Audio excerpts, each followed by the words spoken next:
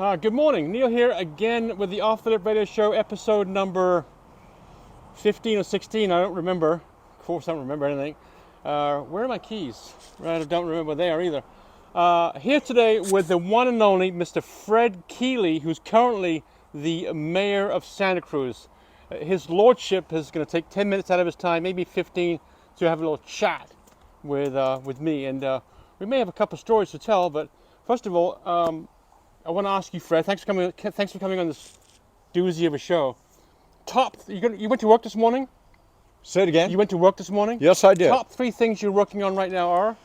Top 3 things. So this morning was breakfast with Don Lane to talk about an affordable housing funding measure for 2024, probably in November.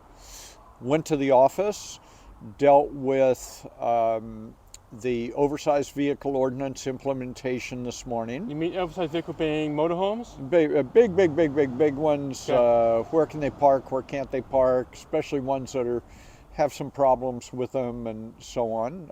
It seems like every old motorhome is now living in Santa Cruz County. But pretty soon, starting December 4th, I believe, the ordinance goes into effect, which has limitations on how long you can have one of those parked on the street without a permit to do so, and on.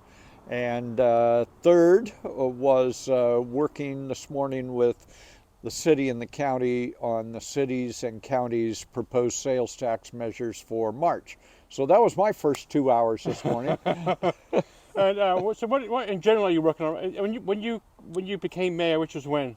Last year? Was it last year? I was elected in November, sworn in December. Can you give the audience a little bit of your history as far as in the political world? Yeah, I moved to Santa Cruz in 1977 after I graduated from San Jose State University, and my parents brought my brother and I up in San Jose, and we would come over to the beach and the boardwalk multiple times a year because it was affordable. Yeah, a good thing to do. So it's still free to get in. Still free to get in. Right. It's one of the greatest bargains in entertainment in the world. Right. And I want to pause on that for a second because I didn't get it at the time when I was a kid, but now I get it, which is that my parents would bring us over here. We could get a ride on the Giant Dipper. We could get a corn dog and a soft drink and then play in the sand and in the ocean and my parents didn't break the bank, right? It was something they could afford to, exactly. Right. They could afford to do it. They had a good time. The kids had a good time, right? And as opposed to when I was growing up in San Jose, going to San Jose State, and the Great America theme park came into existence, and it would cost you, $125 for a family just to walk in the door. Right. And that wasn't something my family could do. It's still the same today, where it's free to get in. That's what's so wonderful. Yeah. You could still do that. And I think that's one of the reasons we have the attendance that we have at the boardwalk. You kind of look at the demography of the boardwalk versus go down to the Monterey Peninsula and look at the various things they offer. Yeah. It's a different demographic. Right. It's much more what I would call the blue collar end of the bay that we live in, and the boardwalk is a major reason for that. And in addition to how many young people had their first job at the boardwalk in the last 100 years? A lot. You imagine. Yeah. And what that teaches you, you show up on time, you wear a certain kind of clothes, you comport yourself in a certain way. I mean, that's just, so any way you look at the boardwalk, as far as I'm concerned, it's just a real gem for our community. Yeah. We're lucky to have it. We are. I remember the first time I saw it when I came here from England. But I said, oh my God! Oh my God! Look at that! I was just astounded. And it's a real thing. Yeah, it's not like let's make this up out of. It's not a Disney character. Plastic or whatever. Yeah. It's a real thing. Yeah. Can I ask you how old you are? 73. And you last year became mayor again. You threw your hat in the ring, and obviously you won. Why did you want to become mayor at your, tender age? Tender. Thank well, you. you and I are both on the you and I are both on the back nine. Right? Yeah. We're on the back maybe nine. on the 17th fairway of the back nine. Right? But I mean, you can sit back and relax and take your time and relax, But yeah, you want to throw you around and be the mayor of Santa Cruz in a such a politically angst world that we live in. Yeah. Well, the voters changed the charter in June of 2022 to go from everybody being elected at large to elect 6 council members by district and 1 directly elected mayor. Right. That was a massive change in governance in the city.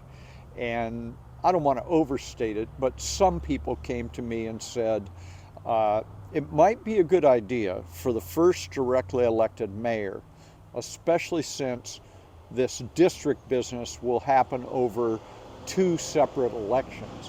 One in 2022 and one in 2024 before we get a fully districted city council. Might be a good idea to have somebody be the first directly elected mayor with some governing experience, some experience in managing meetings and so on and so on. So again, I don't want to overstate it. It wasn't like people were saying, let's carry you to City Hall in a sedan chair or something. But some people came, Barbara and I talked about it. I could do 2 terms. I committed to do 1 term, largely because of my age. And Barbara and I are getting to the point where we both want to step some things down. And I don't want to get involved in the country. I saw something on Yahoo today. I read an article on Yahoo where they think the politicians in Washington, they're all too old. Is everybody? What do you think we should be doing? What do you think we should pass the torch to the next generation? Absolutely. Right? Which is why I'm only doing 1 term. This is if this was some other set of circumstances, I wouldn't have run for city council or mayor or any of that business. What goals at the end when you cross the finish line? What goals would you have liked to have completed? I'd like to see the homeless population in the city down by 30-35% from when I took office, and that hopefully that will be the case because people are afforded shelter and services that help them deal with the demons in their life. Secondly, that we have built and are on the way to continuing to build significant numbers of new affordable rental and homeowner housing, and that we have been able to revitalize the economy of our city.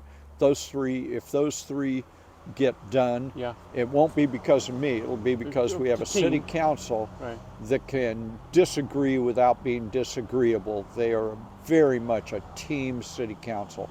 Might get your way on something, not get your way on something else, but it's a functional, civil city council. A couple of years ago it wasn't, was it? A couple of years ago it was more than, and then for maybe a fair amount of time before a couple of years ago. So in fact, I was doing a year-end story with, what's the first year look like with Outlook, with Lookout Santa Cruz and with the Sentinel.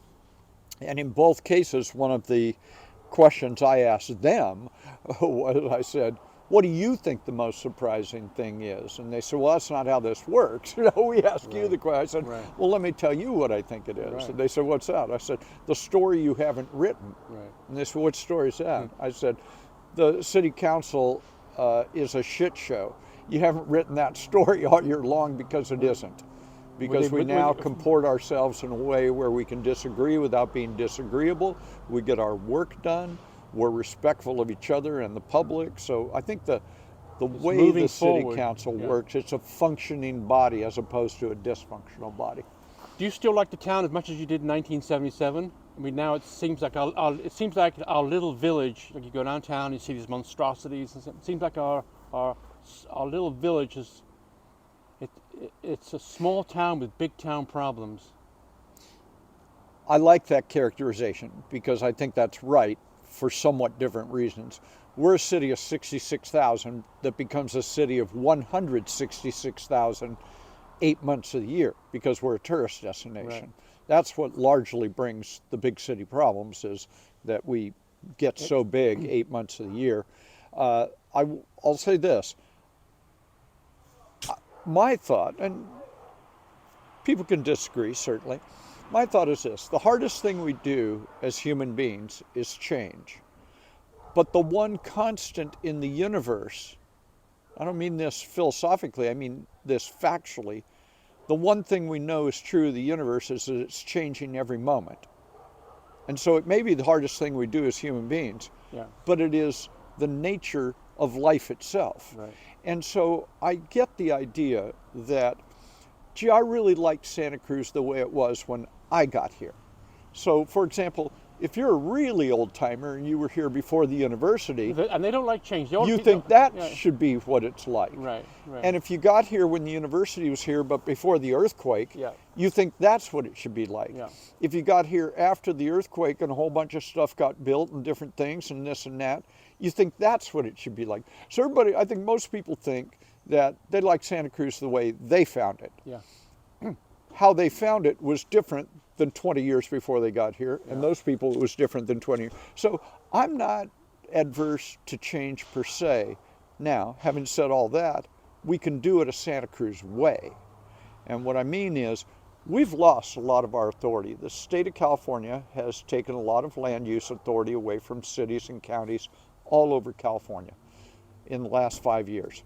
Bit by bit, law by law, they've taken it away and said, Santa Cruz City, you need to have built 4,000 units inside the city of Santa Cruz in the next 8 years. And if you don't do it, we'll come in and allow developers to do it the way they want to do it. So my feeling is, why don't They kind of hold a gun to your head a little bit. certainly a policy gun to our head. Right. And so the question in Santa Cruz is no longer, shall we grow? It's where do we grow? And I think that comes down to a very simple premise.